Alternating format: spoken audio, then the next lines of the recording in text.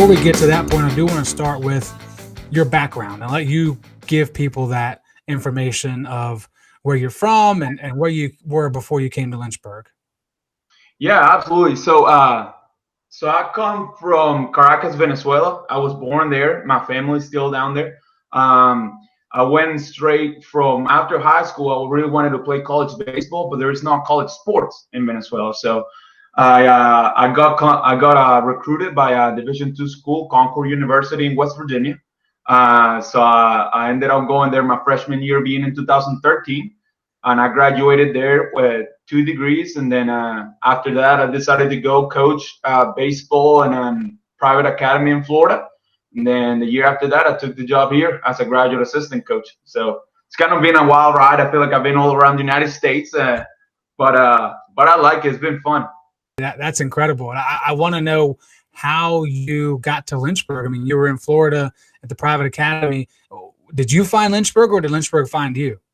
Well, that's funny. So the head coach who recruited me in college, he's really, really good friends with Coach Jones. He was actually coaching at University of Charleston in West Virginia, and he offered me a graduate assistant position. But in a matter of 2 months after he offered it to me, he got a job with the New York Yankees. So he's like, "Hey, man, like I know this guy's Lucas Jones. He's really good friends of mine. He's a great guy. He's got a really good thing going in Lynchburg. You should contact him because he's looking for a GA."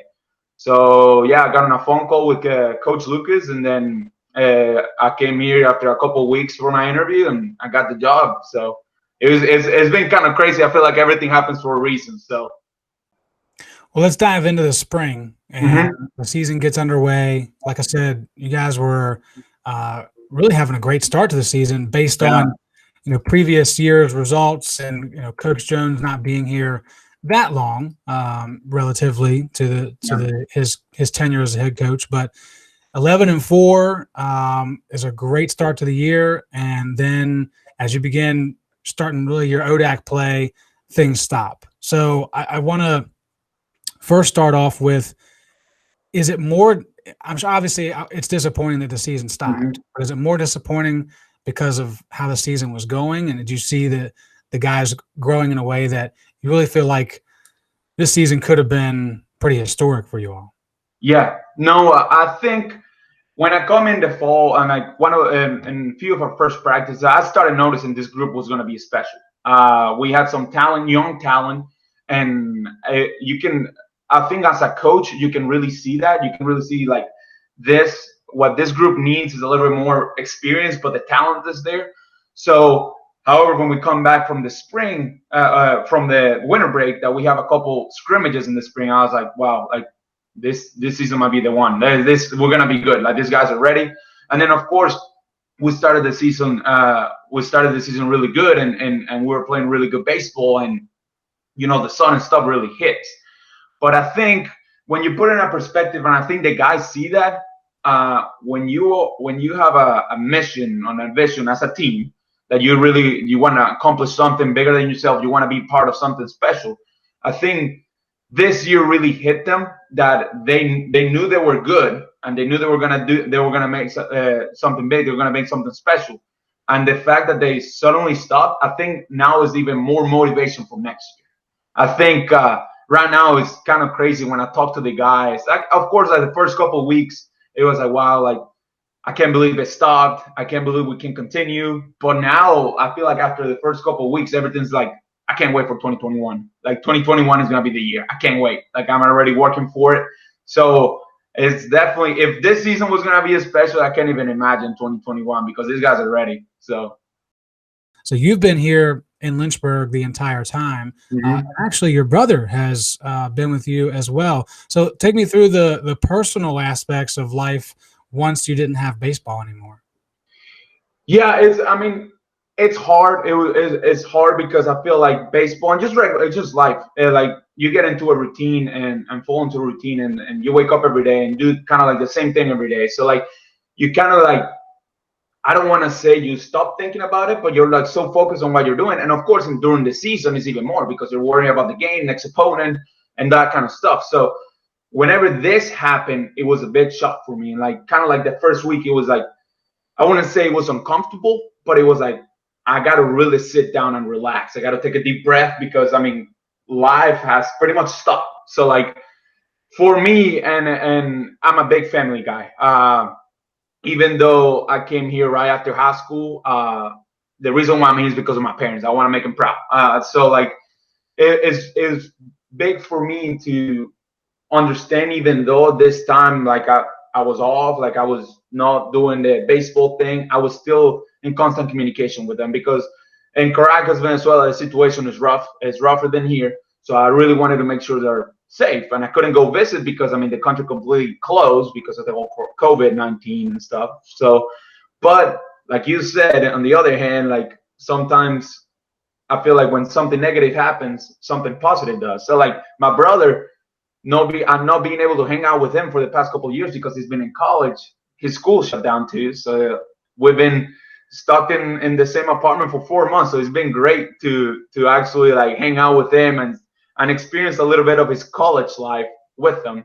So it's been great with them. I mean, some days are better than others, but you know, like it's been. I think now that you get used to it, but I feel like everybody kind of like needed this time. I think we're stuck as a society, kind of like in the routine and the everyday and the next day. What am I gonna do tomorrow? What am I gonna do tomorrow? I got to do the same thing. I think like this time was also great to just sit down, relax, and put things in perspective in life. And I think Lynchburg has done that. Our player has done that. I've done that personally. So I think definitely I feel like we're gonna come out as a better society after times like this. So.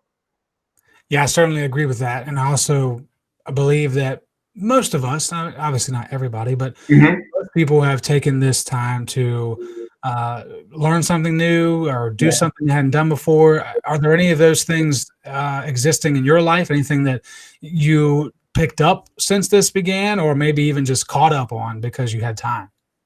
Well, man, let me tell you, I'm a chef now. I can cook. I can cook. Yeah, that was like the biggest thing in this quarantine. I was like, you know, I'm gonna be stuck at home. Might as well take advantage of something. So I started cooking. I started like, and it's always been a hobby of mine, like cooking, like experimenting with the food and stuff like that. So I think like that's something that I picked up this during this quarantine. Like, I think it's pretty good now. Now I can give it to other people because at the beginning it's just like I have to eat it first and make sure it's good so I don't kill anyone. But now it's good. So I think that's gonna be the next step now. All right. So before we wrap things up, we've looked Mhm. at the past, the present, kind of looking ahead a little bit. Where are you and even the baseball coaching staff at related to the reopenings and recruiting? We know that summertime is usually a big time for all sports to Mhm. recruit, and certainly it looks different than it has in the past. Are you allowed to go to places, or is it virtual? How is that working out for you all? Yeah, I think. I mean, as probably a lot of people know, Division One and Division Two schools are shut down right now. They can't go about recruiting. So, I mean, we take this as an kind of like an advantage, you know, because we are allowed to go recruiting. Of course, we don't want to.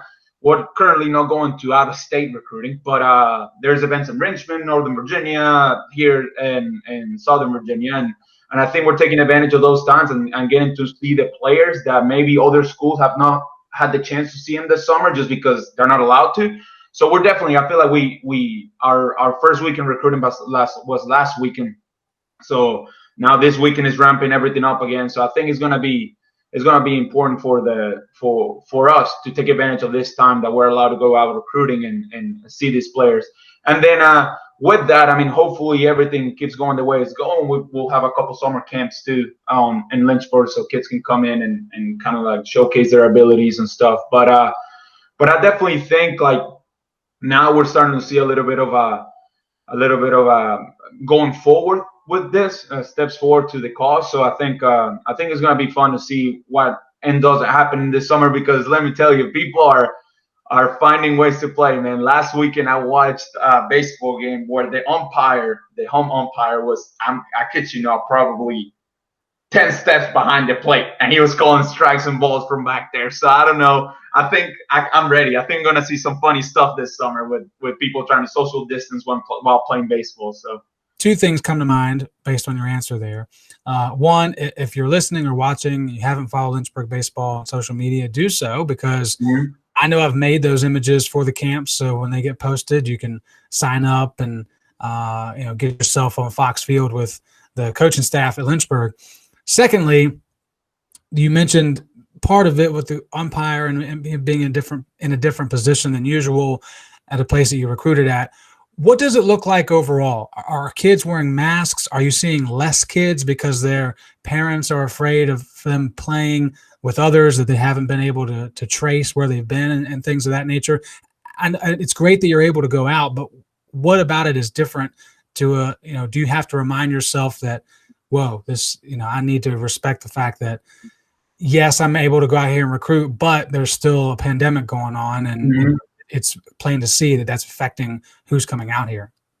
Yeah, I did notice this past weekend that people were like, of course, you can tell that they're social distancing, they're sitting away from each other and stuff like that, and some people wearing masks. Personally, I wore my mask too. And then the most interesting part with the players was that if you're not playing, you can't be in the dugout. So they were sitting kind of like in the stands, like away from each other. So I didn't see any players wearing masks. I wouldn't be surprised if I go out this weekend and I see a couple players wearing them. But I think the biggest difference was that, like, the whole team, the 9 guys who were playing are sitting in the dugout and coming in and out. But the guys who were sitting in the bench, you call it like that, they were out in the stands, sitting social distancing. So I think that's something I'm going to see a lot because I think it's helpful not having 15 guys sitting in the same dugout even though they're not playing. So I think that's going to be one of the biggest changes that is probably going to happen throughout the summer.